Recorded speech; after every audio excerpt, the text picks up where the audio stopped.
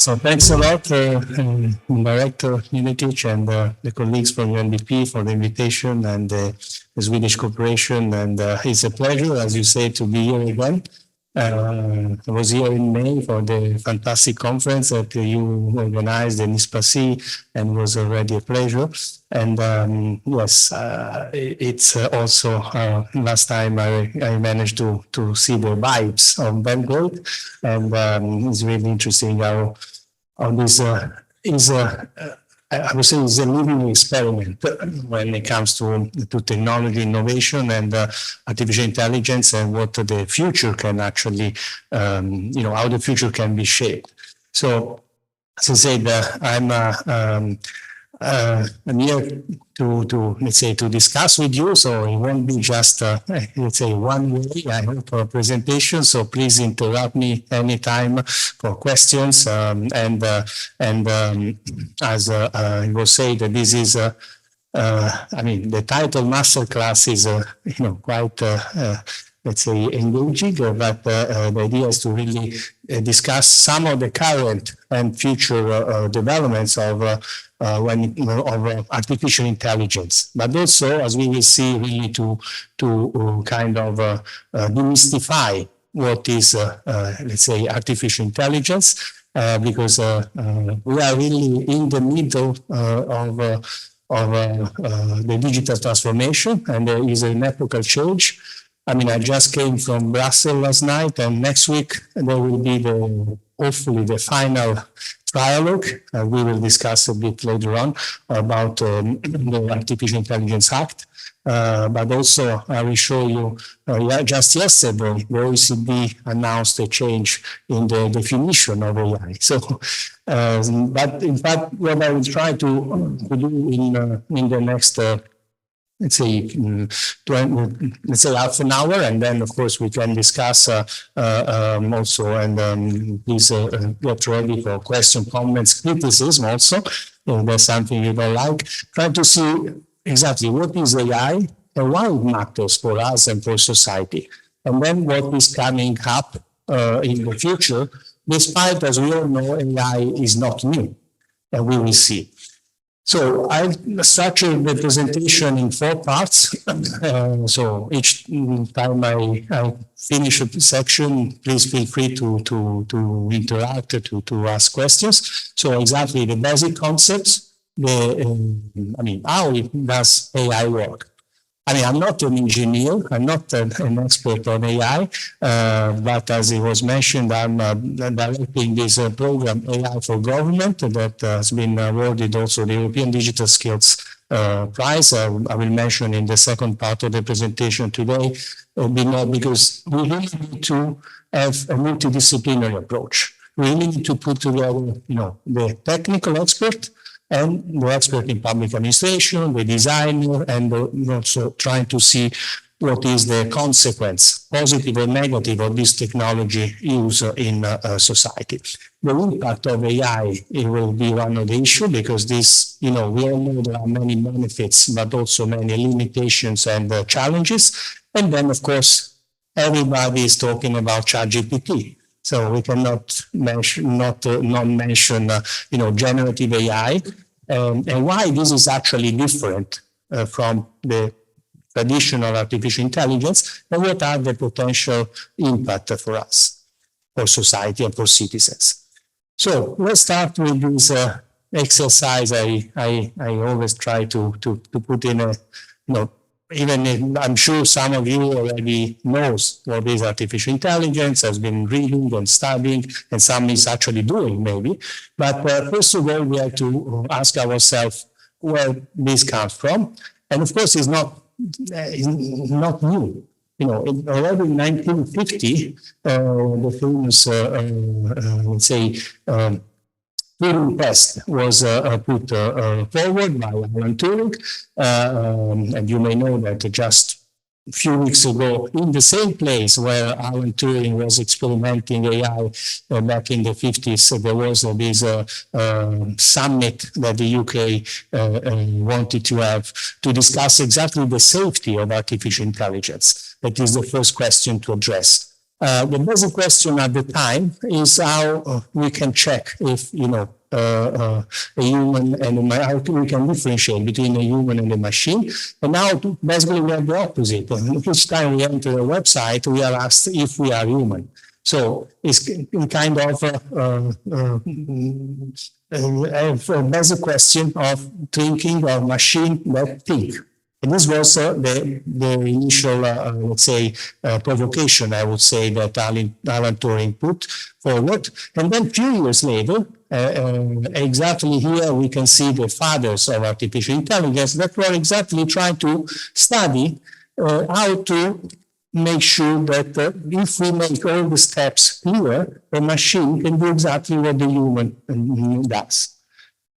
Basically, if they can use language, form abstraction concepts, and solve the problems as we humans do, because our brain is in a certain way, let's say, trained or formed in a way to do this. How we can simulate the human brain using algorithms and technologies. And as you can see, of course, the conference that was called by John McCarthy at the time and included a number of scholars was really a multidisciplinary approach. Albert Simon was a sociologist and so forth. So these are often recalled as the fathers of AI. But it's important to identify that the idea at the time was really to try to simulate and emulate what we do as humans. But, 73 years after, we haven't yet reached, by the way. In fact, if we ask ourselves what is AI in practice, and yesterday I was in the building of DigiConnect in Brussels, so I took this picture that is there, where, my colleagues, my former colleagues of the Commission, plans to describe an AI system. Well, it's quite complex. Of course, we won't go into that. But in reality, if we want to define it, it's quite difficult, but it's not impossible. And that's why there's been already some attempts. Of course, the way we define AI is not just a technical or, let's say, syntactic or semantic issue, is rather also a geopolitical one. And this is why this has been taken quite a lot of discussion in different international organizations, because, of course, whether you include robotics or not, this may change the share of power, let's say, on the AI race that you have nowadays.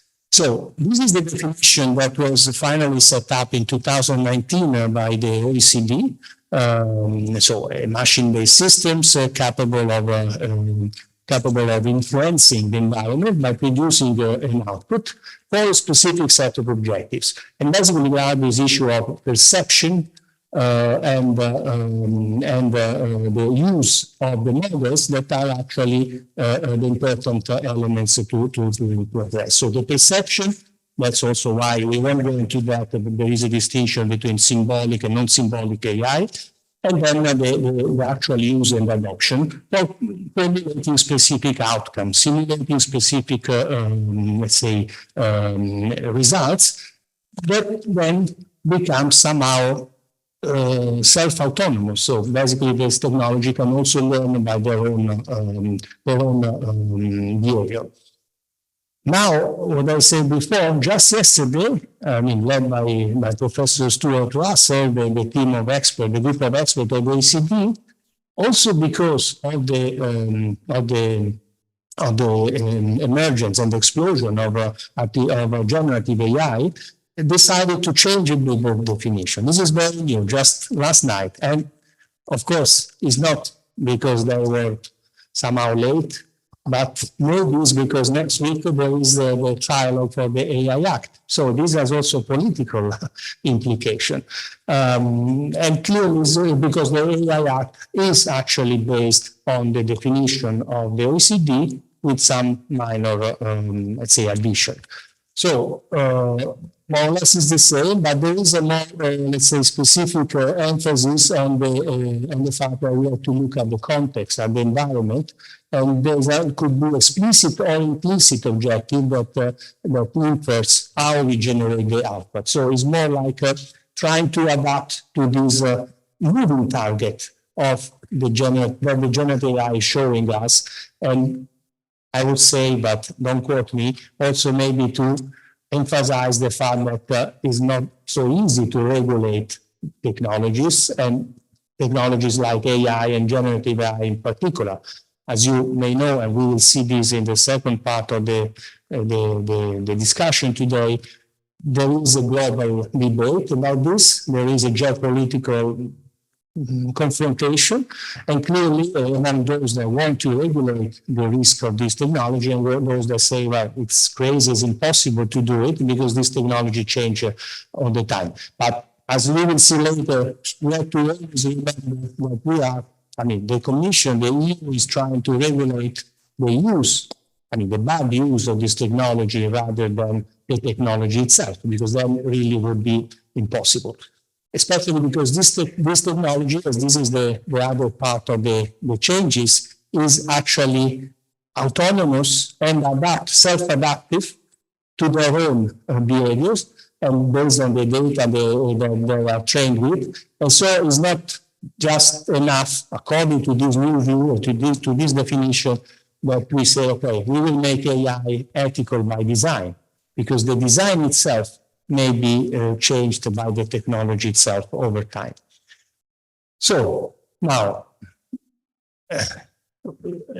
AI is made of a number of things. There are a number of ingredients. An AI system is based on the data, that is the most important thing, that we actually get from all the context, and any object, any telephone, any mobile phone you have in your pocket is producing data. The time we move from one place to the others. Then there are models and algorithms, and of course the computing infrastructure and the way the users and exactly the device we use actually transfer this data, and according to the rules of the models and algorithms that have been designed. So in practice, we need data. It's the most important part, underlying and underpinning the artificial intelligence systems, and the algorithms that is designed by these, designed by humans at the end, actually use this data to produce a specific output. That could be text, like ChatGPT, when you prompt questions and it produces a number of responses or another text, or can create images, videos, or even translate to other languages, what we do with DeepL or other basic translation tools that have been evolving very much in the last few years, I would say. Now, I will describe then what is an algorithm. Well, I'm Italian, so the first thing I thought of is how you make coffee, because everybody knows how to make coffee, but then the coffee can be good or bad. And so it's important that you follow the steps to make sure that you accomplish a task or solve a problem. And of course, then these basic algorithms, like, preparing the machine for the coffee, put it on the water and the different quantities, then in this case are actually executed by computers, and also, of course, are based on, the behavior that the computers actually learn over time, following this step-by-step process, like exactly making a coffee. Of course, in the context of computer science, an algorithm is something a bit more complex. It's a mathematical process for solving a problem using a finite number of steps. So it's you have a context very defined, and then algorithms actually produce these results that could go from very simple action, like putting the book in the box, or some more complex dynamic programming algorithms or other things where, of course, the human cannot do by himself. So we need machine to make, for instance, analysis of large volume of data, and if we give them the specific rules of the algorithms, then they can reproduce over time, and at a certain point even learn and do even better than us. That's the famous, let's say, assumption of Alan Turing, of, the computer that thinks, machine that thinks. Now, I will go into the details, but, and especially from the engineering perspective, it's very much emphasize, the different seasons of AI, the various winters, springs, and summers that we had. And of course, because as we say, the first time the term AI was coined was in 1956 by John McCarthy, and then over time there's been, the hope that this technology could actually even become more intelligent than us, the famous singularity dream, and of course a lot of Don't hide, hide position. Yeah. See, maybe a machine that someone wants to intervene, please go ahead. And so basically, this, as I say, there has been different evolution, but what we've seen in the last, I would say, 20 years is what made really change the world of AI. Because at the beginning, it was more about, defining the algorithms, the models, and then the infrastructure, and we are still doing that. Now in Europe, for instance, there were a lot of emphasis on building the digital infrastructure to make sure that we have exchanges of data across countries also, and between researchers, governments, and the industry. And then now with the explosion in the last, I would say, 5 to 10 years of the data availability, this is really on the fact that everybody can produce data, use data, and use also these algorithms that have become a simple interface on the web, is really an explosion of the AI phenomenon. That's why everybody now is talking about this. Everybody has an Alexa or a Siri in his house, and this is our house, and this is actually further producing data and risks also. Each time we use a Teams or a Zoom connection, data are there, and then we don't know where they go, but someone has this data, and they use the data, and then they replicate or make simulation and experiments with that. I mean, Facebook, all these social media are also using as let's say, experiments, and this is also improving their algorithms every day. Questions on this? So, as you've seen, data is someone said it's the new oil, but I don't believe that very much, but it's a very important element for artificial intelligence and for how AI works. And then there is the metadata. Someone now is trying to say that, well, we should change this name, and metadata should be called something else, but in general, we are still, the state-of-the-art research in engineering and computer science is looking at a metadata of the infrastructure for AI systems. And of course, how the AI system works is exactly by ingesting large amounts of data that then be labeled, so this is metadata. We give them, a stick. And basically, then we make analysis of this. We look for correlations and patterns. And using these patterns, we make kind of predictions, simulations, so we can do the forecast, for instance, of the weather. Not always precise, but more or less. And then even chatbots, they are fed by this text, and then they learn.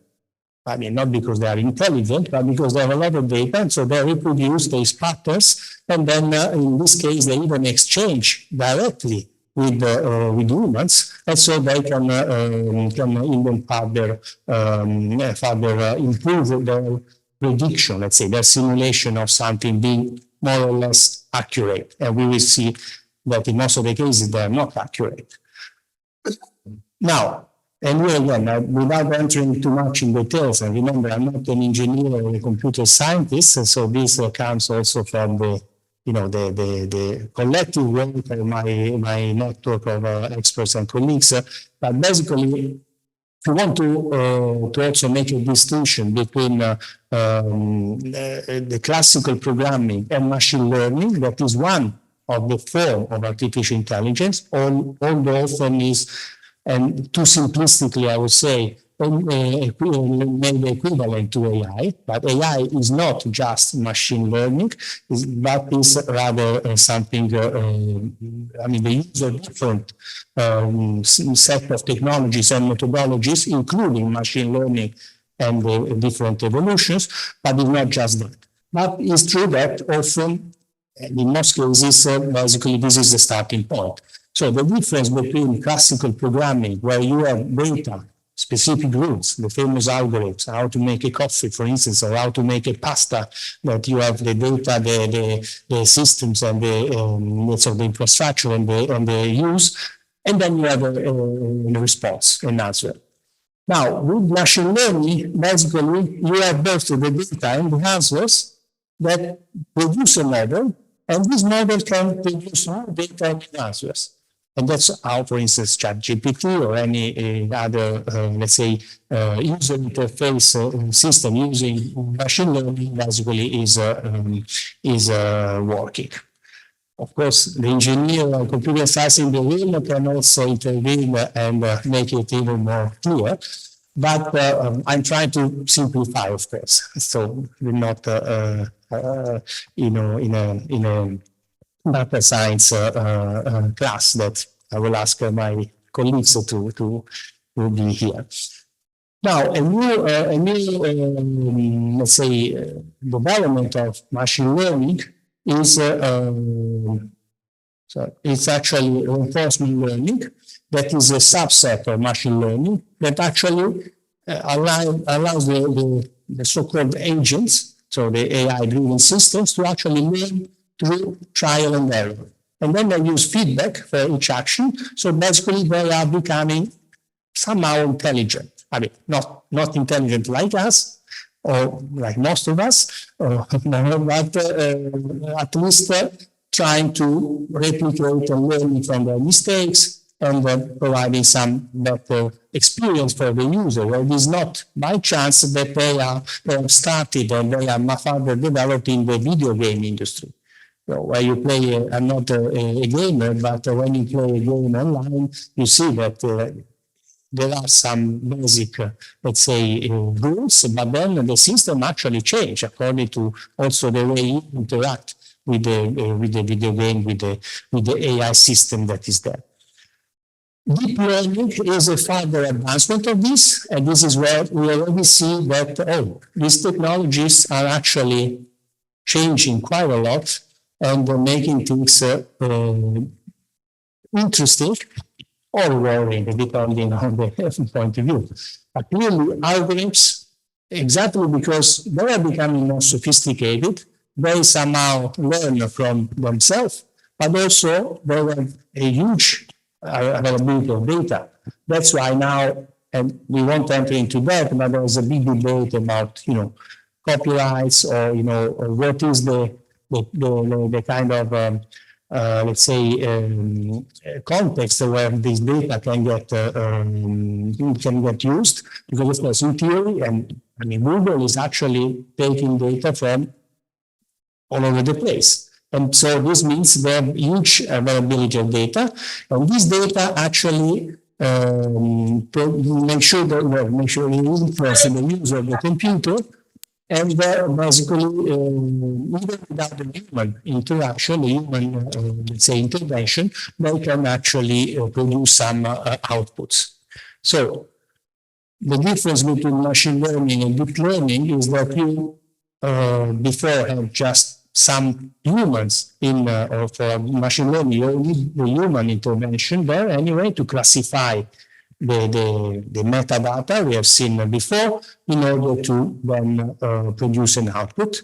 Now it's the machine itself that does this feature extraction, the classification, and produce outputs without a human intervention. And clearly, this is making things much more fast and potentially dangerous anyway. So, of course, if we look this from the positive side, we can see, okay, the famous general AI is there, is coming tomorrow, but instead we see that so for general AI is sorry, there's a request for an AI companion. So you see, we use AI every day, every moment. So basically, so generally, strong AI is those that a lot of people are, some scholars started to refer to already some decades ago. That's where we have AI systems that are similar to human intelligence. They can emulate our processes that as humans are heterogeneous by definition and actually can self-learn. While instead, the specific AI, the narrow AI, the weak AI is what we are actually using today to solve specific problems, one at a time. Although now with generative AI, we will see that this is moving a step further much more rapidly. So let's see if in the Gartner, let's say, the Gartner curve will go quick into the peak of inflated expectations, and then maybe we will have some disillusionment. But let's see. At the moment, we are still at the very beginning. So of course, there is also, and the latest was Yuval Noah Harari that in the London summit said once again humanity will be extinguished by AI. Of course, there is a pessimistic view, and so these technologies could kill all us because we are not able to program them in the right way.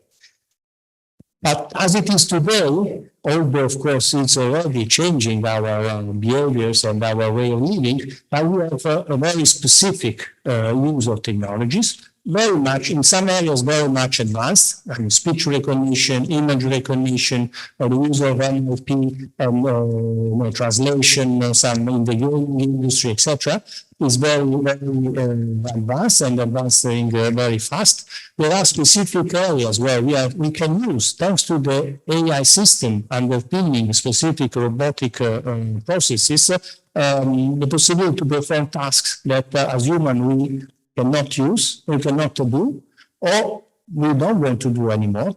And that's where the positive side of this, although then of course there could also be the negative consequence of replacing humans, a human job. And then of course there are many very interesting and promising use of this technology to increase our physical and cognitive capabilities. So when we have either disability or we want to just become more, let's say, performant, we can use technology, and that's why there is this explosion of ChatGPT and other generative AI, because basically we are asking a machine to do our work much more rapidly and precisely. With also some possible negative consequences, maybe in the other section, in the other masterclass, this will also be discussed, because of course, if we don't use our brain anymore, then the brain is a muscle, and then will lose its capacity. Now, what are the impact of artificial intelligence there? And again, if you have any questions or comments, please jump in.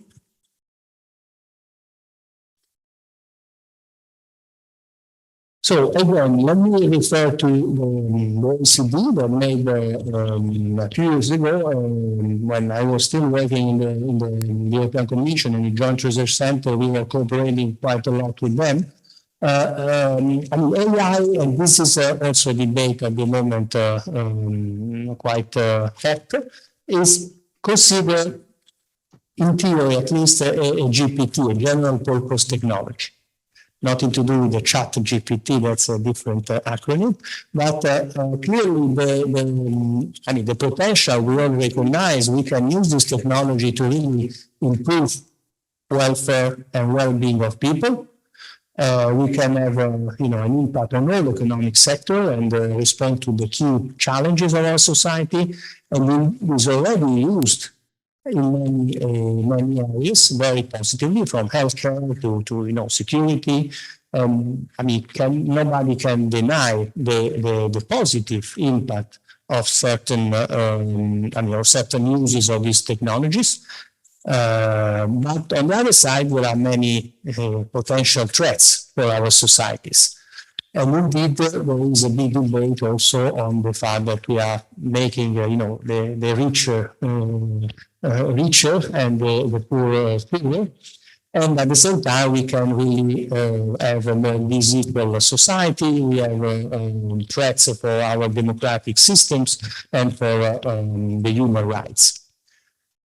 That's why there's been a lot of discussion on, the positive and negative side of the impact of these technologies. And this is not a theoretical debate. This is already happening, and quite strongly, because these technologies are already changing profoundly the nature of our society, or our work systems. We see that in many respects, not only because we try to emulate the human behavior, and humans are not always good, and so sometimes these actually replicate and even make even worse our, let's say, instinct. But on the other side, from a technological perspective, in certain areas, for instance, image recognition, this has been extremely powerful. With also the risk that you see an Obama that is not a Barack Obama, a lot of deep fakes videos produced, that is quite easy now to do, and is happening all the time. On the other side, we see exactly the skeleton or other uses of these technologies for, for guiding us in navigating us through cities and in complex situations. That is very positive. And there are some areas that are changing also quite a lot. For instance, many office automation is changing also the work in our public sector, for instance, or in certain industry sectors, in the bank, in the retails. And we have seen a bigger shift in some of these of the employments, and we will see more and more in the coming years. So, some positive examples in the healthcare, that is one of the areas where AI is seen as a very positive, but also high risk area of application. And I'm not a doctor, I'm not a so, but here this is a case of this use because in a kidney cancer, basically, the sooner you intervene, the more the chances to save life you have. And basically, artificial intelligence here has shown a significant advantage in assisting diagnosis. And so, because you reduce also the workload of the segmentation, and so you also avoid a lot of biopsies or surgeries that are not very invasive. So in this case, actually, there has been quite a strong and also evidence-based reduction of the time and then the possibility to intervene and save it. On the other side, we have seen many limitations, many risks, many cases where we see, well, these technologies are really bad.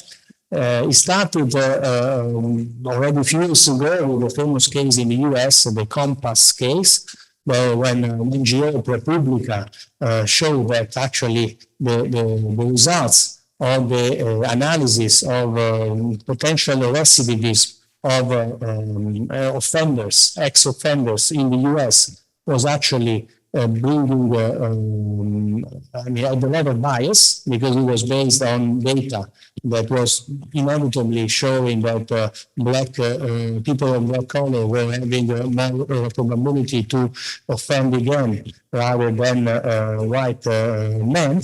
That showed quite of these systems. And this was also, of course, then seen in many other cases.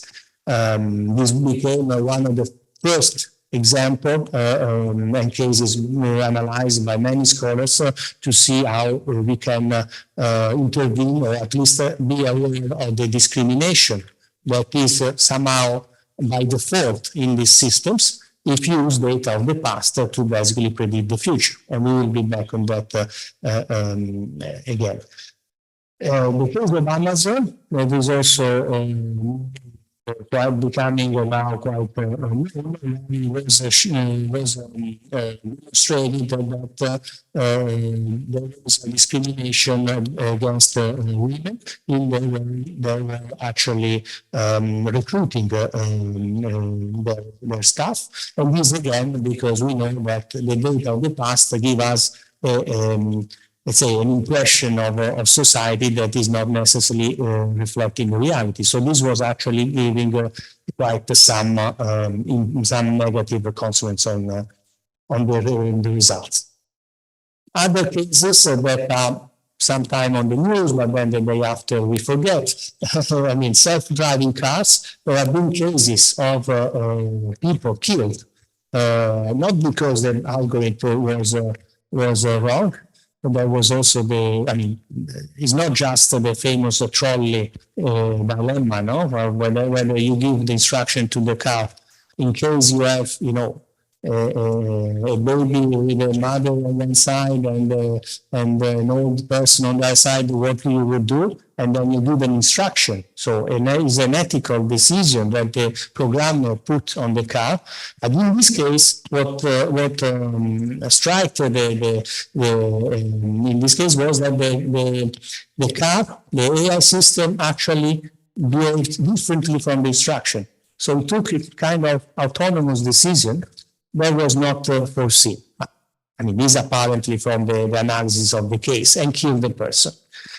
There are also, while we've seen the positive side of the health, the use of AI in the healthcare, we also have seen many cases of, bad, or let's say risky uses of artificial intelligence in the health sector, and that's where, although this is not publicly available, it seems that the own scientists that are using IBM Watson could have started questioning the system as being quite inaccurate in certain cases. So, furthermore, and this is very actual because I think a bigger part of high part of the population or countries in the world in the next few months will go under election. So, and AI systems and all this information that is coming with it can put at risk our own democratic system. So, we will see that there are many uses of these technologies that can easily be fooled. So there is a famous case of this image in China when a millionaire was fined for bad behavior, and this became something very criticized and publicly available. But in reality, the fine was based on the biometric recognition of an image in a poster. So, and the same in the Google photo systems, despite Google, of course, doesn't admit that, is showing quite a lot of inaccurate behaviors that are potentially prone to errors. And most important, as I said, there has been recently, I think it was in October, a report by Algorithm Watch and AI Forensic showed that using large language models like Bing Chat, for instance, for deciding who to vote, or asking questions about politicians and their ideas, etc., is a very bad idea because the responses they get from these chatbots are completely wrong and misleading. Because, of course, they base themselves on noise and rumors coming in the social networks that are highly polarized. And so this should be, and is now under discussion, especially in view of the future European election, should be is definitely an high risk area, already regulated under the Digital Service Act. Maybe later we can discuss these two, but should be avoided, if not completely banned. So I got to the last point. I hope I'm not going to not taking too much time. And again, if you want to jump in, please feel free. But I mean, what is new about generative AI? Someone is very so excited, even Bill Gates was so excited, as we will see, of these new types of AI after many years. And basically, they talk about it, about the new printing press. And we will see later that also the printing press, in any case, was built, designed, built, and used and implemented, let's say, executed by humans. But the impact, the potential impact on productivity of this new kind of generative AI is huge and has been already estimated by the usual McKinsey and the like as something really changing radically our certain markets, certain sectors of our society, from the banking system, for instance, and increasing our productivity worldwide. Now, the difference, and what is different of generative AI with respect to the traditional AI systems, is they can actually, and that's why there is this discussion about the foundation models and what kind of limits we want to put to foundation models. And this is a courtesy of a very good friend, Adrian, that just gave actually a keynote speech, an inspirational speech at the conference we organized in Madrid 2 weeks ago on the AI Alliance Assembly, is that basically, while traditional models, they do one thing at a time, the generative AI, the foundation models, they actually use one single model for doing almost everything at the same time. So you can have sentiment recognition, intent recognition, extraction of entities, et cetera, and produce basically new text, new data, new knowledge, all at the same time. And in addition to that, these large language models interact directly with us as humans. So we can give them instruction, we prompt them, as now everybody is talking about prompt engineering, and then the text, the image, the audio, the video, they're all combined and then produce new text, image, audio, video. So you can easily put on ChatGPT an image and it give us a text explaining what the image is. Or even if you cannot read, or if you are with disability, then you can actually ask to give you a recording of that. So this is also producing a lot of potential benefits, benefits and impact, positive impact, but at the same time we have to be careful because, economists know as well, and as I always say, I'm an economist, although I tend not to practice, but basically trash in, trash out. So if you put a lot of, rubbish in the model, it doesn't mean that the more rubbish you put, the better results you will have. Actually, more rubbish you may have. So coming to, okay, he didn't like this, so he blocked me. We have the last. It doesn't move.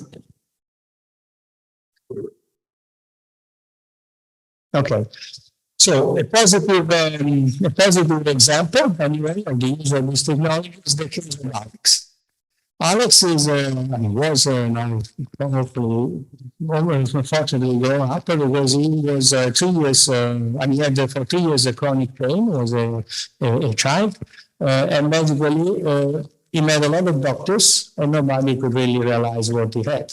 And then his mother actually asked ChatGPT, and somehow he got something that was not, let's say, identified by the doctors, but then actually, inspired by this unexpected conclusion, actually found the diagnosis for what exactly was the ChatGPT was suggesting. Of course, these doctors may not have access to the data that ChatGPT got, but of course, is one case. There may be other that could also be inaccurate. And this was a positive example. But it's clear that we have to be careful because the current discussion and debate on ChatGPT and the like is becoming a bit controversial and also very confusing and chaotic. Now we talk about large language models, foundation models, generative adversarial networks, and generative protein transformers. So the GPT for ChatGPT stands for it. The discussion on generative AI and general purpose AI, that is something also that is bringing to the debate the fact that we often say that technology are neutral. Technology is neutral by definition. We can use also a weapon for good or for bad. But in reality, in this case, they stop to be neutral in the moment a human intervening in the programming, in the design, and in thinking what he or she would like this technology to do. And then even worse, because this technology then can even do something different from what you have told the technology to do. So at the end of the day, and the risk is here that we will be asking ChatGPT to tell us what it thinks about the potential dangers of artificial intelligence. That is, unfortunately, and again, don't quote me, what many policymakers and politicians are doing, because if they don't really understand the basics and the basic concept and the foundations of artificial intelligence and the potential benefits and negative consequences, they will not take a decision in the right way. Now, and to conclude, and then we can have a bit of questions and debate, and then maybe break for coffee, and then continue. We have to be careful about the traps of generative AI. Generative AI is fantastic, but we have to be careful, and we have to know, and this is especially good, especially important for children and the younger generation. We have to know how to use these technologies and how to prompt the question. So we need to have also.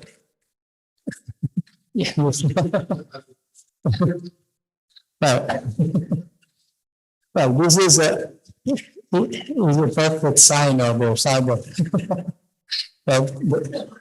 This is last slide, but also is the fact that it's like you don't put a weapon in the hands of someone that doesn't know how to use it. And maybe it is a bit too much, but somehow, in certain cases, we can have,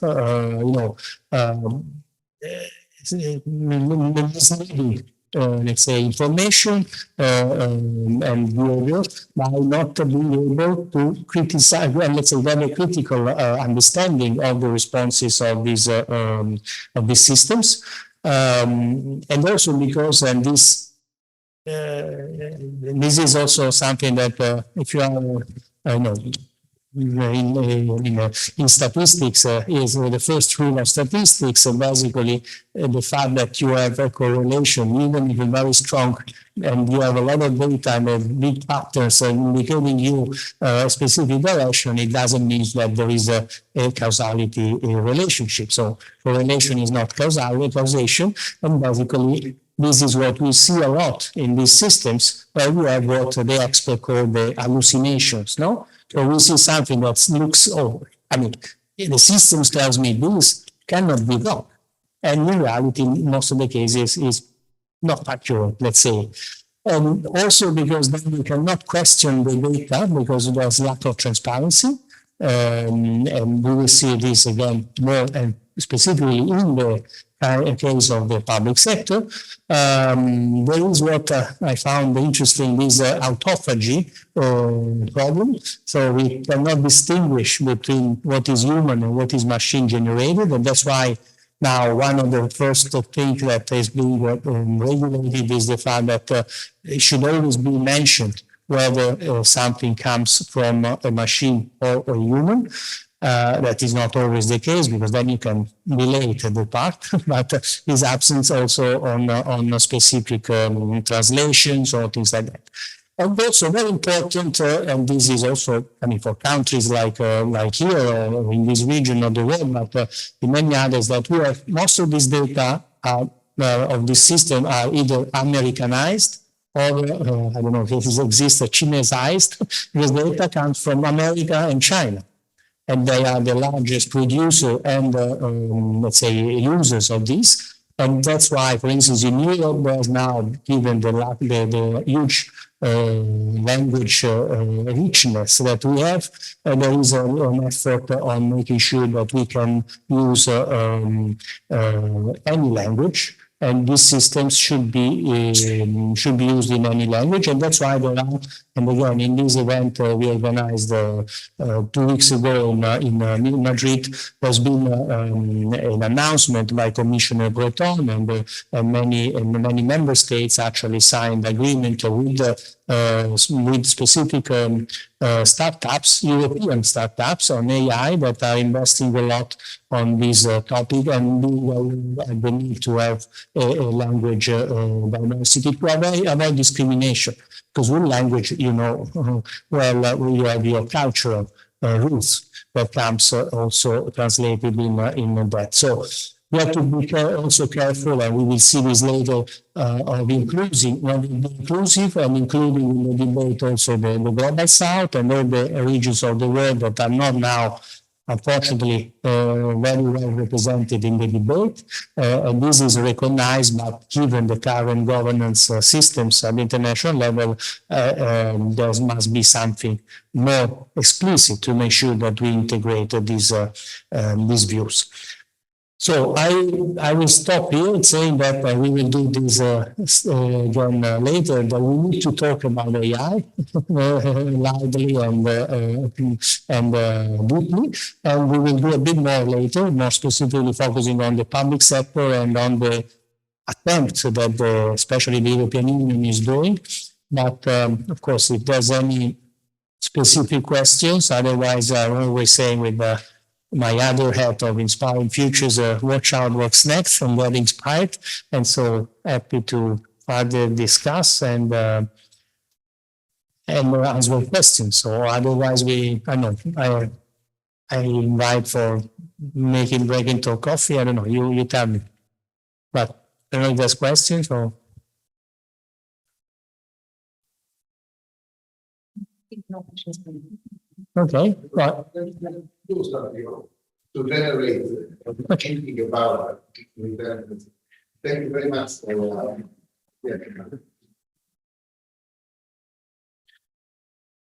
Let me do something to generate discussion.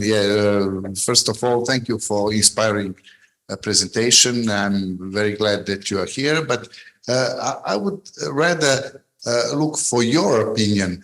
Not what is happening by the scientists and what they think, but what do you think? How big change is the appearance of such programs like ChatGPT, and how they're going to change our lives and our work ambient, and what is the timing of when we are going to to segment society for those who are using artificial intelligence and those who are not accepting the idea of being part of those innovations? Well, thanks for the difficult question, but indeed, as I'm also, I'm a futurist, a foresighter, so what you always say that we don't know the future, but we can build and we can shape the future and hopefully a better future, because at the moment what we see, and we will see this later in the scenario that I will present, basically, I mean, the status quo is not going to work. I mean, we are going in a situation that the world is more polarized, is discriminatory, and all our humans' bad behavior are being further crystallized and strengthened by this, in a negative side, by this technology. So this is clear. On the other side, and we see this every day, also in the current, unfortunately, scenarios of war that we have all over the world, because clearly these are not the traditional wars. These are hybrid wars, very much emitted by technology and artificial intelligence. And there is also the role of disinformation that is growing and actually further accelerating this explosion of tensions in different countries. Look at the current elections in South America, or other things happening in Africa, or maybe that's more political, and maybe because I'm Italian and from Rome, but we see at the results of the Expo 2030, how much of technology booming was there that brought 170 countries in the world to vote for Riyadh and only 16 for Rome. So I don't know, maybe there's something there also that is bringing the collective imaginary is being shaped by this technology in a way that is definitely changing the current also power relations in the world. On the other side, I'm not so pessimist like Harari or others that say that humanity will be extinguished because of the technology. I mean, if humanity will be extinguished because we are extinguishing ourselves, that is not unlikely, but clearly it's not because of the technology. Because the technology is actually there to support ourselves. So we can definitely use this technology to improve our work and our let's say, life and well-being. And so in that sense, I'm very optimistic, more in the line of Jerry Kaplan, or that is in his book on the future of AI, is actually imagining this society where we are actually all entrepreneurs of ourselves, because we have some machine that is doing the work for us. All the routine jobs are done by technology, so we don't need to work. I mean, then of course you need to rethink also the fiscal and let's say structure, the governance structure. So that's also something that is being discussed. But I mean, why we should work 5 or 7 days a week? Maybe we can use this technology to do most of the job that we can, I mean, that can be done better by technology than by us, and then instead use our brain that will never be, in my opinion, emulated by a machine, to do only more interesting things and more cognitive work, and using exactly the critical capacity and critical sense that is typical of the human brain. Then, of course, we can use the further let's say, systems to improve even further these cognitive capacities. I don't know if I answered your, so that you know, we could go in one direction or in the other. It's up to us.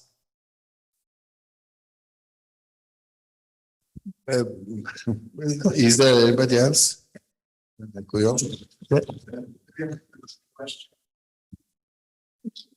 Yeah, first of all, thanks for the very inspirative presentation. And I have two questions. One is in regards of the ChatGPT and other software that are already breaching European Union's GDPR regulation, heavily breaching, you know, the use of private data and what have you not. What will happen in future to that? And second question is about laziness, you know, that the computers will do something different. It's like history repeating, you know, in ancient Rome, when they hadn't had anyone else to draft in the army, they used the federates like Alaric. And in 476, the federates brought down the Western Rome. Will the same thing happen to us with the machines? Thank you very much. Yeah, no, the first question, yeah, this is one of the big, let's say, topic under discussion. I mean, that's why I mean, I guess the definition of OECD is just changed because this has implication on this, on specific articles of the AI Act that are under discussion. And you may know that there's been a position paper, a non-paper from Germany, France, and also Italy that is proposing a certain rephrasing of the high risks, let's say, topics in the legislation. But okay, I don't go into the details, but this will be very much in the annexes of the legislation, and most probably by discussion, informal discussion. It looks like, but again, don't quote me, that the trialogue on next week won't be conclusive for the entire set of issues. There may be some further discussion in January under the Belgian presidency, but at least the main compromise text we all hope will be agreed.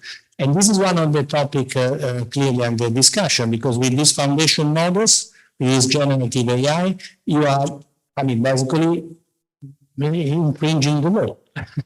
Unless, and there's been in fact even a letter from some scientists that are clearly, let's say, raising the need to better regulate the foundation models. Actually, I've seen at least 3 letters that came out from 3 different groups of researchers, slightly different, but all somehow putting the emphasis on the need to make sure that on one side, we don't block the research, the experimentation, the analysis, but also we make sure that there's no infringement of copyrights and exactly GDPR, I think so, from Luciano Floridi and Oscar Giannotti and that.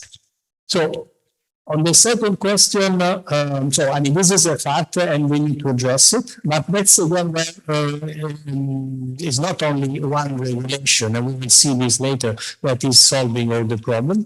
And there are already a number of other legal instruments and non-legal instruments that are in place to address that.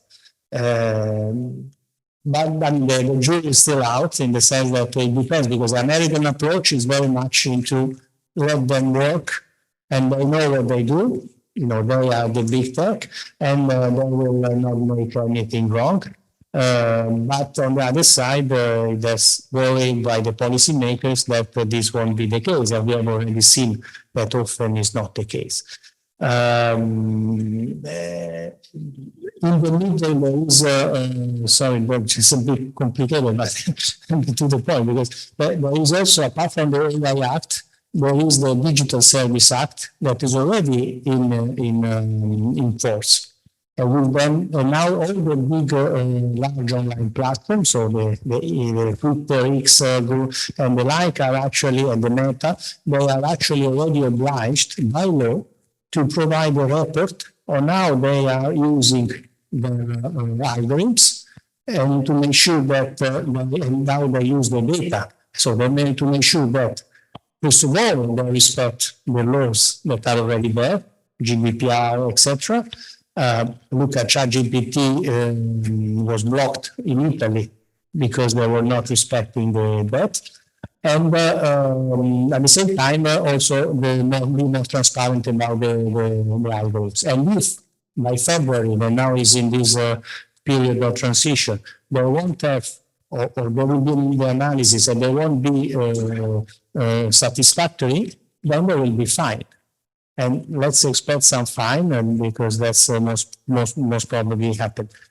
On the second question, I mean, that's again, that's a more philosophical question.